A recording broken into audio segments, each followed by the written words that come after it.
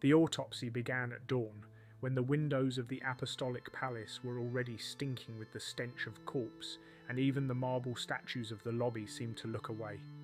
Pope Innocent VIII, shepherd of the Universal Church, vicar of Christ, had been dead for 3 days, but his body continued to change, his skin cracking on his forehead, black fluid oozing from his mouth, and his abdomen bloated as if something had burrowed inside. The 3 surgeons called from the Holy Spirit Hospital stood silently by the bedside. Their fingers trembled as one of them raised the knife. None of the higher prelates were present. By unofficial order of the Chamberlain, outsiders had been removed from the inner chambers the day before, and the 3 cardinals who had secretly arrived from Avignon lingered in the refectory, ostensibly because of indisposition. Reports from the Spanish legates recorded, "The crown of the papacy has faded, and fear for the seat of the throne has shackled even those who wore purple impeccably." 8 weeks before his death, his face had already changed.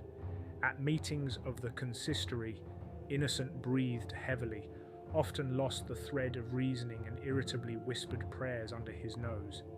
The decline in strength was attributed to old age, but soon in the affairs of the Holy See appeared in the traces of foreign hands. The order to dissolve the Heresy Commission was signed in the pontiff's hand, but the ink was a different colour and the handwriting was straighter, without the characteristic "au" notch. A chamberlain named Claudio, questioned 2 weeks later, testified, "Our father did not know what was going on around him. He shouted at the shadows, saw blood on the walls, and asked for the windows to be closed, which were not there." The medics tried to cope with the decline by traditional methods. They applied mustard plasters to the Pope, drained him of blood 3 times a week, and smeared his chest with ointments of frankincense and baked lead. One of the monks, trained to cure black bile, gave him a potion based on vinegar and ground rust. The Pope drank it and vomited dark clots the same night. The servants said it smelled like rotten meat and wet wool. When his chest was covered with red spots, the medics considered it a sign of internal putrefaction. His body temperature was kept high as they could measure by applying wet wipes and observing the evaporation.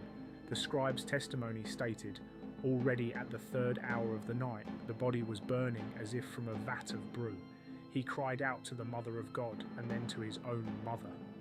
Innocent had fallen into a state of semi-delirium in recent weeks. He locked himself in the chapel, keeping even the cardinals out. He was heard talking to the dead.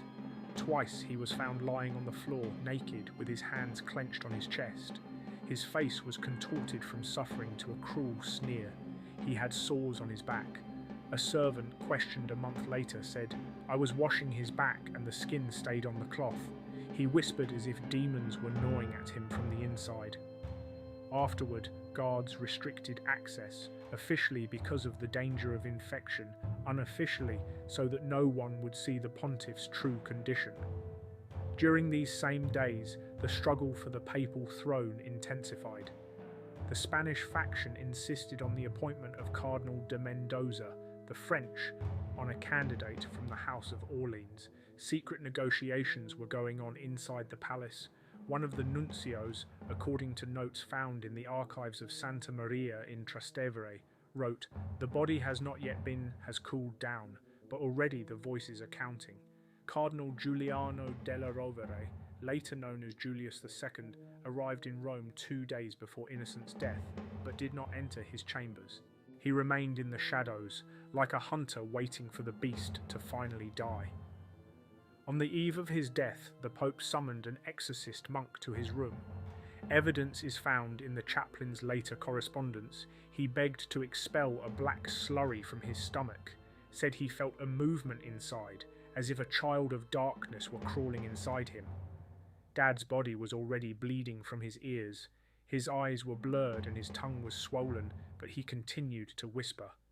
The last phrase the scribe heard was, "I will not renounce, I will not recognize them." Death came at the 7th hour of the night. His heart stopped, but his skin oozed sweat for another 2 hours. When his body was lifted to be placed in the burial cloths, something black, with the pungent odour of rotten liver, came out of his anus. The servant holding the head screamed and fainted. One of the surgeons later recorded, "For the first time in my life, the deceased continued to breathe through his pores." The autopsy started with the abdomen. At the first incision, black fluid spurted out. The liver was swollen and whitish, the spleen had burst, and the intestines were ulcerated with some kind of gelatinous substance on their walls. The surgeon's hands trembled as he extracted from the intestines a dense clot resembling a human fetus. The evidence was immediately sealed. Chamberlengo ordered all records destroyed, but one of the transcripts has survived to this day. Inside His Holiness was something that should not be inside a man. It did not breathe, it did not beat, but it had form. The odour that rose after the autopsy spread throughout the lower wing of the Apostolic Palace. Servants covered their faces with vinegar-soaked handkerchiefs. Surgeons hung bags of wormwood at the entrances, but it didn't help. The Chamberlain ordered the doors to be boarded up, and the body was carried into the closed hall where private audiences had once been held. There, under the extinguished coat of arms of the Cibo family, Innocent VIII continued to decompose. The autopsy itself lasted over 4 hours. The pathologies found were written down in pencil on scraps of parchment, which were then burned by order of the Bishop of Padua. The official reason was inappropriate nature and fear of heretical speculation. One of the surgeons who fled to Venice later confessed, "In the Pope's liver were cavities filled with sulphur and fat. In the heart they found not clots of blood, but something that looked like burnt wax. And in the stomach, 2 human teeth. One was a baby tooth, the other an adult fang." Meanwhile, within the papal court, a split had begun. The pontiff's body was not yet cold, and 3 parties were already claiming that it was their candidate who had been blessed by the dying man's will. The Spanish bribed the treasurer to falsify the will. The Germans approached the Burgundian messenger, offering a political deal. The French, on the other hand, claimed that the Pope had made a secret confession in favour of their envoy. All this took place in complete isolation. Entrance to the chambers is forbidden. The walls are padded with cloth. The guards are doubled. One of the young Swiss who violated the order later disappeared. His body was found in the Tiber with a cut stomach. Meanwhile, Innocent's body began to change. On the second day after the autopsy, the skin darkened and began to peel off in layers. His chest was covered with pus blisters that burst with a sound when pressed. The eyes were sunken inside the skull and bloody foam oozed from the nostrils. The glass vessels where the surgeons had placed the insides began to crack. One vessel, the one holding the spleen, literally exploded. The surgeon, who received a shrapnel wound in the palm of his hand, died 6 days later with similar symptoms: fever, rotting skin, frenzy. Church councillors began to insist on immediate embalming. However, the autopsy revealed that this was impossible. The organs had already disintegrated, the tissues did not hold their shape. It remained only to cover the body with resin and bandage it. But when an incense-soaked cloth was applied to the body, it began to emit steam. One of the priests present wrote, "The tar caked like the blood of Cain. The cloth turned black. A star-shaped mark was left on the chest, as if someone had cauterized the mark." The papal physician, Dr. Niccolo Torelli, wrote in a private letter to his brother, "I am inclined to think that the pontiff suffered from an internal swelling of the bile duct complicated by blood poisoning, but the form and composition of his bodily rot surpasses reason. We have known gangrene, we have known decomposition, but not an internal fever capable of setting fire to ointments. This is not a disease, it is something else." During these same days, the people in Rome began to whisper. The townspeople said that in the neighbourhood of Lateran there was an odour that made the birds die. In Trastevere, at the entrance to a shop, a woman fainted, her face covered with black spots. The merchants were baptized, the guards tried to disperse the people, but the rumour had already spread. The Pope was poisoned. In the evening, a theology student threw a note into the fence of St. Peter's. "He ate the blood of babies. Now the devil is eating him himself." The cardinals held a secret meeting in the crypt of the cathedral. They discussed how they could explain the unusual signs without temptation. The suggestion was to attribute it to the miracle of the reverse ascension, but this formulation was strongly resented by some of the clergy. Cardinal de Santa Maria said, If we say that his body is burning from within, we strengthen the Protestants. If we keep silent, they will tell us themselves." At this point, Cardinal della Rovere intervened. He proposed an emergency conclave in isolation before the official burial. The official reason was contagion. The real reason was the fear that a riot would break out in the streets. At dawn, the same morning that the remains of Innocent's body began to be transferred to the coffin, 3 couriers set off in different directions, one to Naples, one to Florence, one to Venice, all bearing the seals of the new distribution of influences. By evening the coffin was closed, the stones in the base of the sarcophagus had been improperly fitted, there was a void inside, and during the transfer it was heard that the remains of the body were moving with a wet squelch. The coffin was sealed with 4 signs. No witnesses from the people were allowed. Only 3 cardinals, a chamberlain, and 5 soldiers remained at the funeral. The candles burned intermittently, one of them going out as soon as the prayers began. That same evening, 2 more participants in the autopsy died in a Roman hospital. The diagnosis was putrid fever spreading from the lungs. Their bodies were covered with ulcers on the inside, the skin was coming off their fingers. One of the patients was delirious. "He's talking to me. He's inside me." Innocent was dead, but something more began to happen. I'll continue with part 3 once you confirm. Post-death chaos and political fallout. ChatGPT said, "Here is the 3rd part of the story. I continue strictly in the same documentary, disturbing and hyper-realistic style, with no deviations from the set structure." On the 4th day after Innocent's death, a heat wave hit Rome. The air stood still, rat packs appeared in the neighbourhoods near the Tiber, and near the Lateran Basilica the stench was so strong that guards were on duty wearing masks made of soaked leather. Rumours spread throughout Italy. In Naples it was said that the Pope had died of a curse inflicted by the Jews. In Milan it was said that he had been poisoned by wine dripped from centipedes and mouse tails. But inside the palace they knew that decomposition had begun long before the last exhalation, from the testimony of Friar Leonardo, preserved in the archives of Sant'Ignazio. When he was still speaking, he asked that his heart be buried separately. He said his body was cursed and bore evil. He knew he would not be resurrected. He asked that no one pray for his soul. 3 days before the funeral, the cardinals secretly distributed the papal treasures.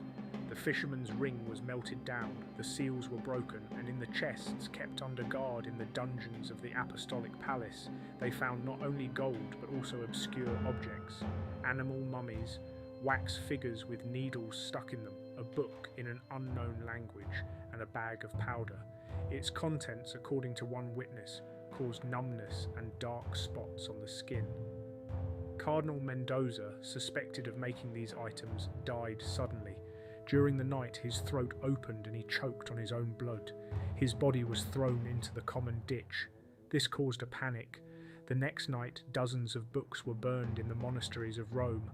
Archives were locked and it was forbidden to go outside the cells. In the Vatican, only candles, only whispers.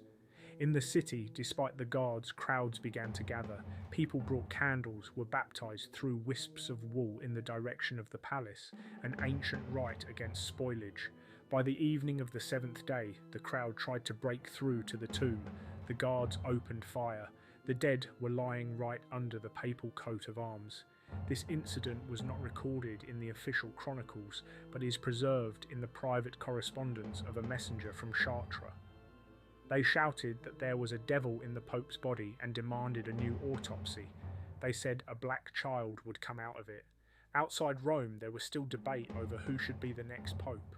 The French nominated della Rovere, but he was opposed by some of the Italian cardinals who argued that Innocent's death was a punishment for the excessive power of the North. The German faction offered a compromise but was nearly expelled. As their address was being read, a pungent odour wafted through the hall and one of those present began to bleed from his eyes.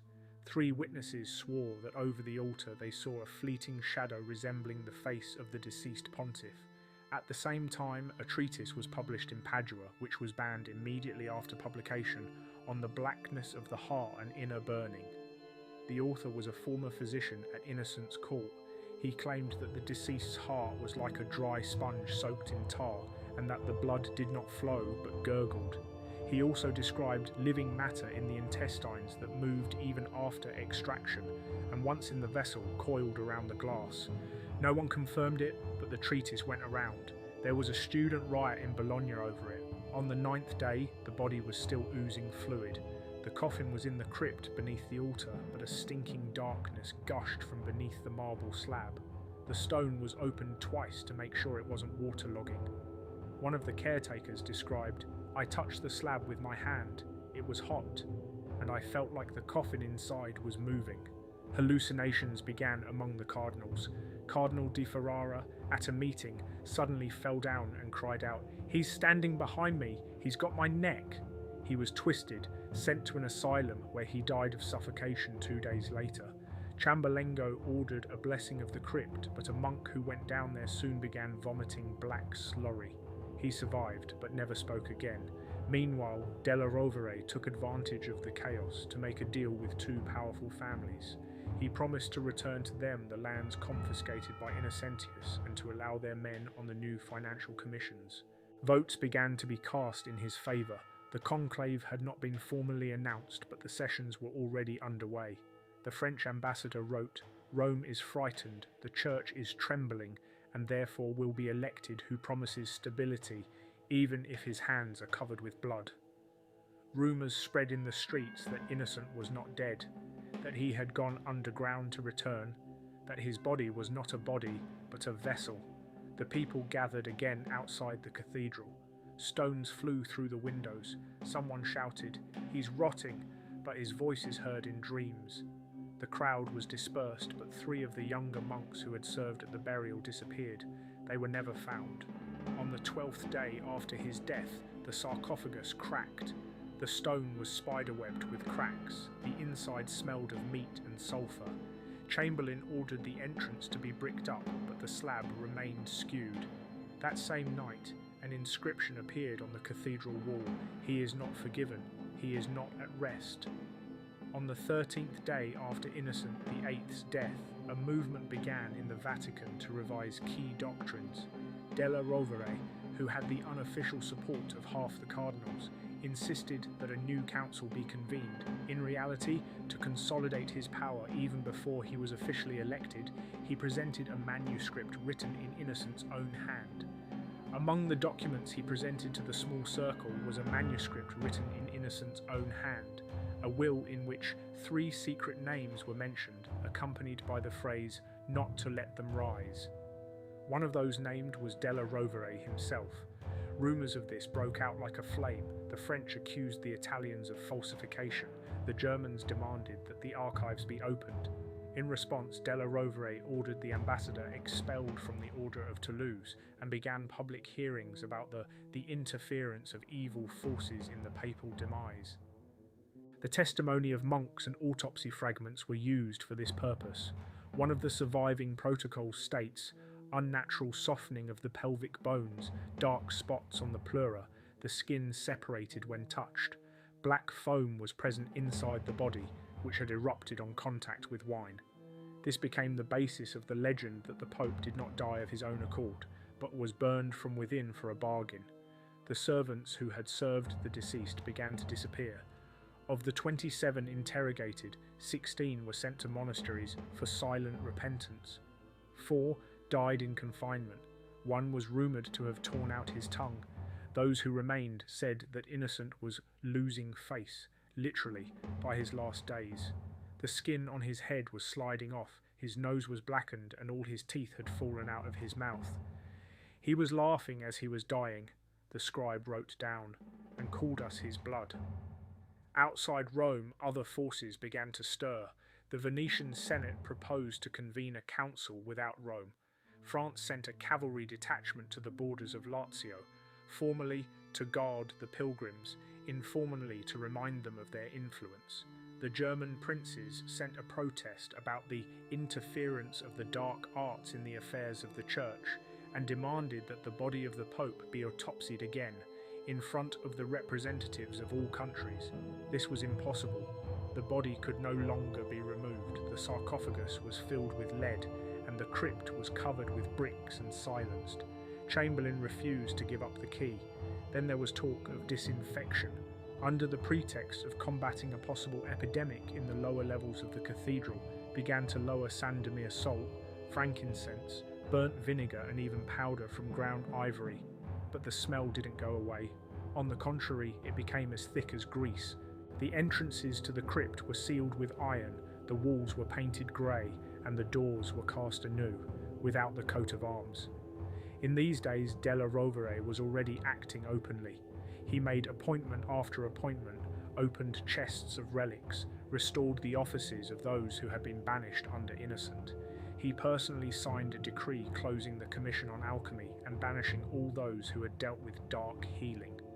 In official circles, this was presented as a restoration of the purity of the faith. In reality, it was a clean-up. Meanwhile, another movement was going on in the streets. People were burning statues of the pontiff and smearing black paint on church doors.